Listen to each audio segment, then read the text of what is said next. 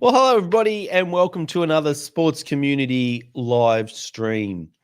Today, I wanted to talk about bowls, lawn bowls, the wonderful sport of bowls, and I think Bowls Australia is one of the classiest peak sporting bodies in the country. I think the way that they have executed their strategy over the last decade, nearly 2010, 2020, that 10-year period under the leadership Neil Dalrymple, the board, Tony Sherwin, that was there for a long time now, CEO of Bowls Victoria, I think has been an amazing case study that many other sports and many clubs can watch.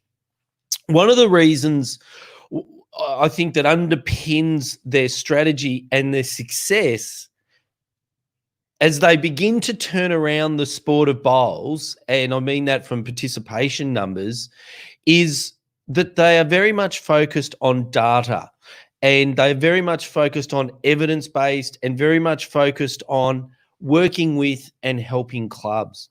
And I think one of the basis of this this strategy is that every year they undertake what they call the National Bowls Census, and every year they publish that document, open it up for scrutiny, open it up and let people have a look inside the sport and take out of it, look at it, opens it up for criticism. So I wanted to, last year's, the release, Bowls Australia recently released the 2019 census report, and I wanted just to take you through it and have a look at what some of the key learnings are from a whole of sport perspective, and what does that mean for us in clubland. So if you're online, shoot me a post, shoot me a message, say hello, ask me a question, and let's explore this and learn together. So the link to this, oops, I'm on the wrong side. The link to the census is actually in this post, so you can go and have a look at it yourself.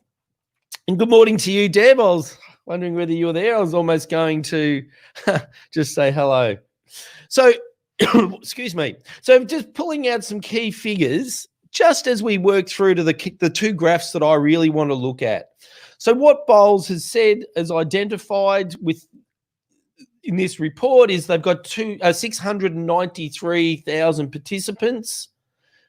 Interestingly enough, 200-odd thousand are in their pennant, their competition. So that's our traditional Saturday, Wednesday formal competitions. They've got 468,000 in social bowls. Right, social bowls. Now, the definition of social bowls is they social bowl at least 4 times a year. And then they've got 22,870 in their schools program, but in this product that they call Jack Attack. And we'll talk about that in just a minute. So we've been working with, I haven't been working with bowls for many years, but in the early days of Sports Community, we worked extensively in bowls clubs. And so in Victoria, we did over 120 training programs over a 3-year period in bowls clubs, and went over to Perth with Bowls Western Australia and Ken Pride, who does a great job over there. And so, excuse me, one of the things to note early on about bowls and that captured our attention is this is the trends in playing membership from 1980 to, we'll just see if we can make this screen bigger. We can, which is cool. Oh, no, we can't. This is the trends since 1980 for playing membership. So 88, and then pretty much every year since 1988, membership has gone down. Playing membership has gone down.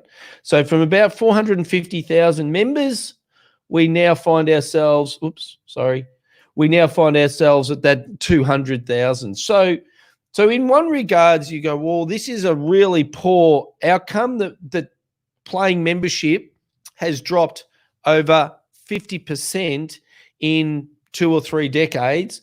And the reality is it's still on a straight line down to zero, right?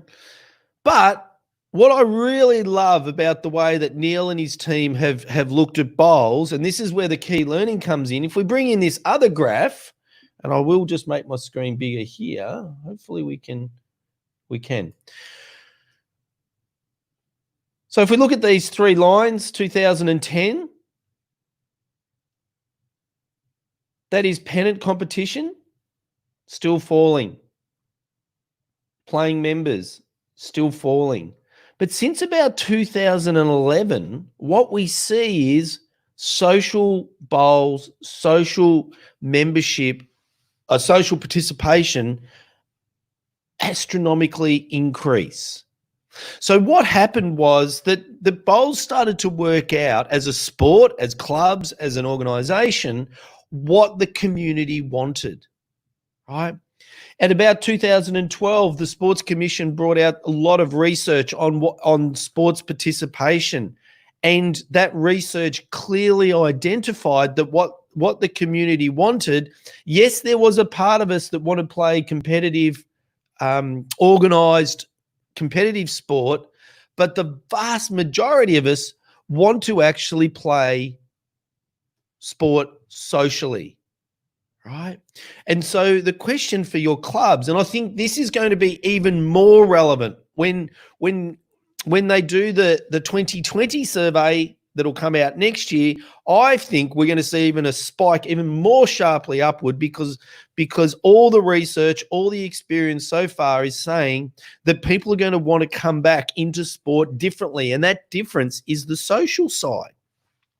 So one of the other reasons why I'm really a huge fan of what Bowls Australia are doing is that Jack Attack product, that Jack Attack format, which is a social competition format. So what it's doing is it's looking to bridge this gap between social bowlers and competition bowlers by giving them a social competition format in the middle to create the pathway from social to the competition. And I do expect, so if we go back to that initial table, 22,000 participants in school programs and Jack Attack, I do expect that in the not too distant future, that will convert to an uptake going back the other way in the memberships of the competition side. So I do believe that the strategies they've got in place will arrest that. So what does that mean for our community sports clubs? Well, a couple of questions, right? What social activities do you have for people to come back in? Are you just going to open up and only offer the competitive format? And so a lot of the AFL clubs in Victoria, for instance, are just cancelling their seasons, right? And I'm going, well, as we're thinking about, well, what do they replace that with? Because I don't think the answer is to go from last year to next year with nothing in the middle. So my question is, what do they replace it with? What is the format, small-sided format, short game format, social format that we can as a club we can introduce to just get people coming back through the doors, playing the sport, even if we don't go to that Saturday afternoon football in the case of the football clubs. So I think this is, let me just make this a bit bigger again. I think this in one sport is indicative of where we are as a community. The bulk of us want to participate in a social, non-competitive or social competitive environment on an irregular basis. All right.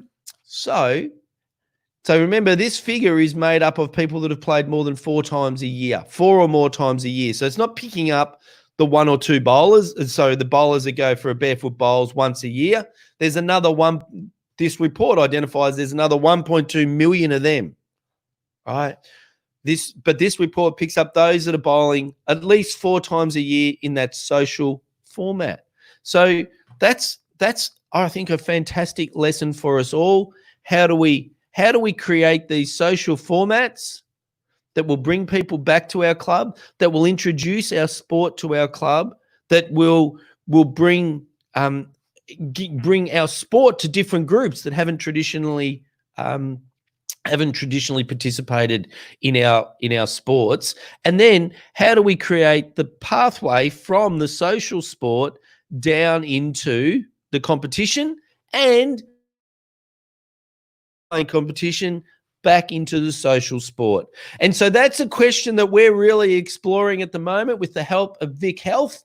And over the next couple of weeks, we look forward to announcing a program that will highlight how lots of different clubs are creating this social sport within their club, and then bringing and transitioning the social competitors, social participants into competitors. So I thought that was really interesting, and I thought Neil and your team, board down to clubs, regional managers, I think it's a brilliant strategy being executed really well, and I look forward to. My prediction is that that next year we'll start to see an upward in participation of competitions again, subject to COVID, of course.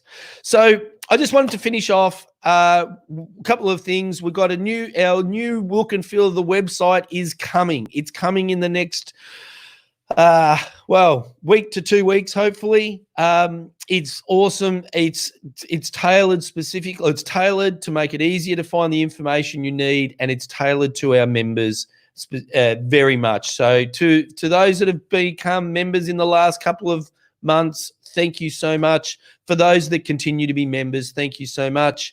And if you'd like to become a sports community member and help us continue to be able to give you this information on a daily basis, and all the other things that we do that are really free for clubs and volunteers, then becoming a member is a fantastic way to ensure we can continue. So the link's in this post.